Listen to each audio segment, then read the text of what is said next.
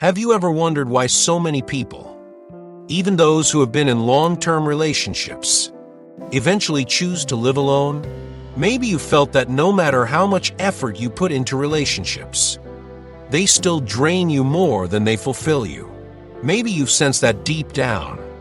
You are at your best when you are alone, free from the expectations and compromises that come with companionship. If that thought has ever crossed your mind, then listen closely, because this message is for you. Society has conditioned us to believe that happiness is only found in relationships, that being alone is something to be feared. But what if that's a lie? What if the most powerful, fulfilling, and peaceful way to live is to embrace solitude, to fully own your space, your time, and your energy? The truth is, many of the most successful, driven, and content individuals have discovered something that most people never will: that solitude is not loneliness. It is power. It is freedom. And when you learn to master it, you become unstoppable. There is a reason why so many people feel lost, drained, and unfulfilled despite being in relationships. They compromise their dreams, their energy, their identity, just to fit into the mold of what society expects. They give and give, expecting that one day it will all be worth it, that someone will finally complete them. But here's the harsh truth: no one will complete you. No one will fill the void inside you except for yourself. And the sooner you realize that, the sooner you will reclaim your power. Think about it. How often do you hear people say they feel lonely even in a relationship? How often do you see people trapped in toxic cycles, afraid to walk away because they fear being alone? The irony is that they are already alone, just in the worst way possible, disconnected from themselves. They are stuck in a life where they are constantly seeking validation, constantly adjusting to someone else's needs while neglecting their own. But when you choose to live alone, you step into a world where you no longer need to negotiate your peace, where you wake up every day with clarity, purpose, and a deep sense of self-respect. Now, I'm not saying relationships are bad. I'm saying they are not the ultimate source of happiness. And if you are constantly struggling, feeling drained, feeling like you are losing yourself, then it is time to ask yourself, why am I doing this? Why am I putting my well-being second? Who told me that my happiness depends on another person? Because let me tell you, it doesn't. Your happiness depends on you, on the choices you make every single day. And the most powerful choice you can make is to put yourself first. Living alone allows you to take full control of your time. There's no one dictating what you should do, how you should behave, or what you should prioritize. You set your own pace. You follow your own dreams. And that kind of independence is priceless. You develop discipline because there's no one to rely on but yourself. You grow stronger mentally, emotionally, even physically, because your energy is no longer spent on managing relationships but on building yourself. And most importantly, you learn to love yourself in a way that no external relationship ever could. But let's be real. Choosing solitude is not easy at first. There will be moments when you second-guess yourself, when you miss companionship, when you feel the pull of old habits. But those are just growing pains. That discomfort is the price of transformation. And if you push through it, you will come out on the other side unbreakable. You will realize that you are more than enough, that you do not need anyone to validate your existence, that your time, energy, and peace are the most valuable things you have. Imagine waking up every morning with a sense of purpose, knowing that your day belongs entirely to you. Imagine spending your evenings in total peace, free from unnecessary conflicts, free from the weight of expectations. Imagine having the freedom to pursue whatever excites you without having to compromise. That is the gift of solitude. That is the life that so many people fear, but the life that will set you free if you have the courage to embrace it. The passage paints a vivid picture of a life lived in solitude. Not as a burden, but as a gift, a state of being that offers unparalleled freedom, peace, and fulfillment. It challenges conventional ideas that equate solitude with loneliness and instead reframes it as an empowering choice, one that allows an individual to reclaim control over their own time, emotions, and passions. The opening line immediately sets the tone by inviting the reader to imagine a powerful technique that engages the mind and encourages self-reflection. The phrase, "waking up every morning with a sense of purpose," suggests a life in which every day holds meaning, not dictated by external obligations or expectations, but by one's own intrinsic desires. This is crucial because society often conditions individuals to believe that purpose must come from relationships, responsibilities, or societal roles. Here, however, the text proposes an alternative perspective, that purpose can be found in self-determined pursuits. The passage then contrasts this newfound sense of purpose with the struggles commonly associated with daily life. The phrase, "your day belongs entirely to you," emphasizes the autonomy that solitude provides. It implies a life where one is no longer bound by the schedules, demands, and compromises that often come with relationships, whether familial, romantic, or professional. It suggests a profound level of independence where decisions, big or small, are made solely based on what brings personal joy and fulfillment. The next line shifts to the evening, reinforcing the idea that solitude is not just about productivity, but also about peace. Spending your evenings in total peace speaks to an absence of stress, drama, or unnecessary emotional turmoil that can often accompany human interactions. Free from unnecessary conflicts, free from the weight of expectations, conveys the relief that comes from disengaging from the pressures placed by others, whether those pressures involve maintaining appearances, meeting obligations, or constantly adjusting one's actions to accommodate the needs of others. The passage then builds on the idea of freedom, extending it beyond peace to include the excitement of self-discovery and pursuit of passions. Imagine having the freedom to pursue whatever excites you without having to compromise is a powerful declaration of personal liberation. It acknowledges that in relationships, whether friendships, romantic partnerships, or even professional dynamics, there is always an element of compromise. However, in solitude, one's desires, goals, and interests take center stage without interference. This line subtly encourages the reader to reflect on what they may have sacrificed or postponed due to the constraints of external expectations. Finally, the passage closes with a bold redefinition of solitude.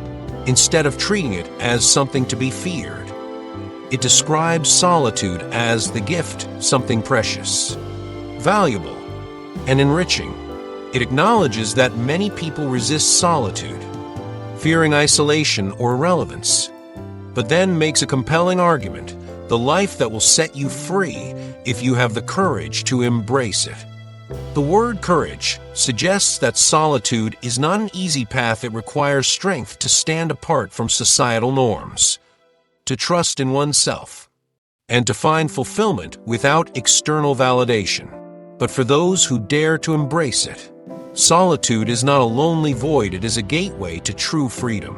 Overall, the passage is an inspiring and philosophical reflection on solitude as a form of personal empowerment.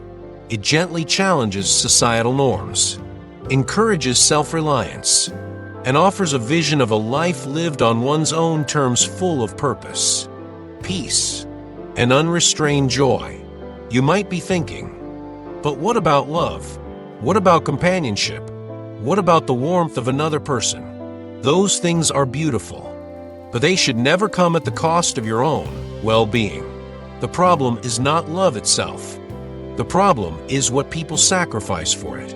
They give up their dreams, their passions, their peace, all for the sake of a relationship, and then they wonder why they feel empty. Love should add to your life, not take from it, and until you are whole on your own, no relationship will ever feel truly fulfilling. The beauty and the cost of love. The passage begins by acknowledging the natural human desire for love, companionship, and emotional warmth. These are fundamental aspects of life that bring joy, connection, and meaning. However, it immediately raises a critical concern. What happens when the pursuit of love leads to personal sacrifice? The issue is not love itself, but the choices people make in the name of love. Too often, individuals abandon their aspirations, passions, and inner peace just to sustain a relationship. They may compromise their dreams, silence their ambitions, or mold themselves into someone they're not, all for the sake of keeping another person happy. Over time, this self-sacrifice can lead to feelings of emptiness, resentment, and disillusionment. The illusion of fulfillment in relationships. Many people enter relationships believing that love alone will complete them. They seek validation, happiness, and purpose through another person. However, this mindset is flawed. A relationship, no matter how deep or passionate, cannot fill the void left by an unfulfilled life. If a person is not whole on their own, no amount of love from another will ever feel truly satisfying. This is why so many individuals find themselves feeling lost. Even in relationships that seem perfect on the surface, they have given so much of themselves away that they no longer recognize who they are. Love should not be a transaction where one trades their identity for companionship. Instead, it should be a partnership that enhances, supports, and complements an already fulfilling life. The true role of love in a healthy life. The passage concludes with a powerful message. Love should add to your life, not take from it. True love should never require a person to shrink, sacrifice their passions, or abandon their sense of self. It should be something that uplifts, inspires, and strengthens both partners. The key to a truly fulfilling relationship lies in first being whole as an individual.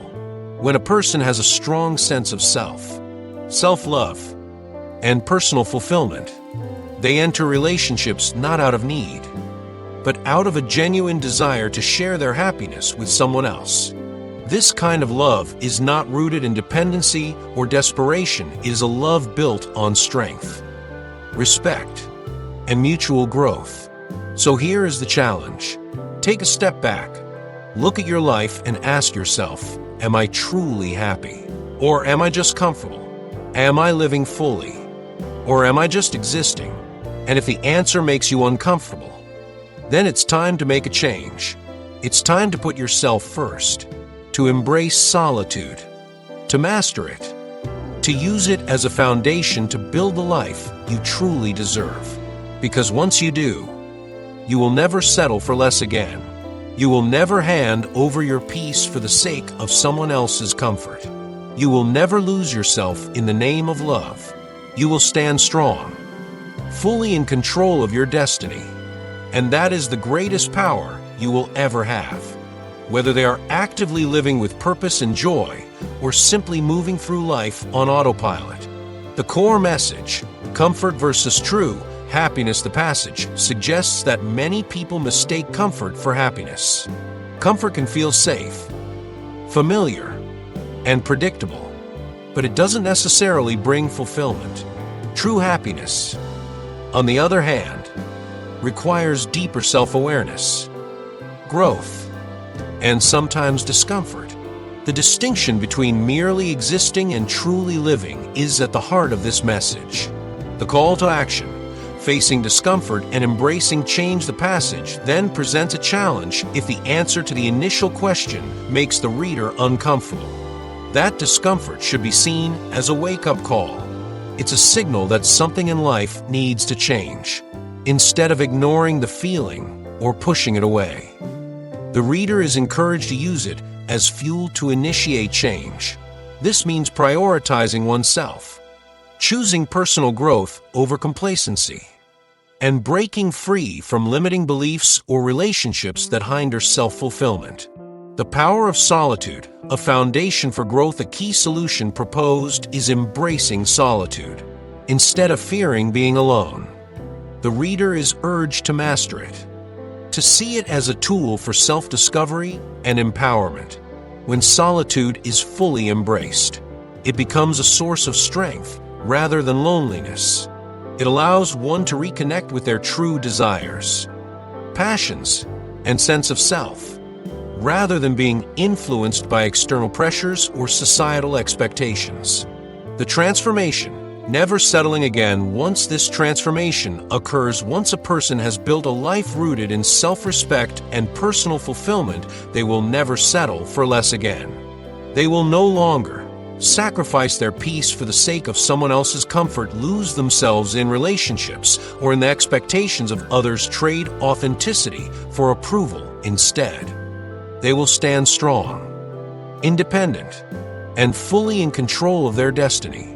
This newfound power is the greatest gift they can give themselves, is the freedom to live life on their own terms, without compromise. The final message: the greatest power you will ever have ultimately. This passage conveys an empowering philosophy. True strength comes from within. The ability to shape one's destiny, to set boundaries, to prioritize personal well-being, and to live with intention is the greatest power anyone can possess. It is not given by others but developed through self-awareness, courage, and the willingness to walk away from what no longer serves one's highest good. This passage is a rallying cry for self-liberation, an invitation to step out of the shadows of complacency and into a life of true purpose and fulfillment. Now, take a deep breath and make the choice that sets you free.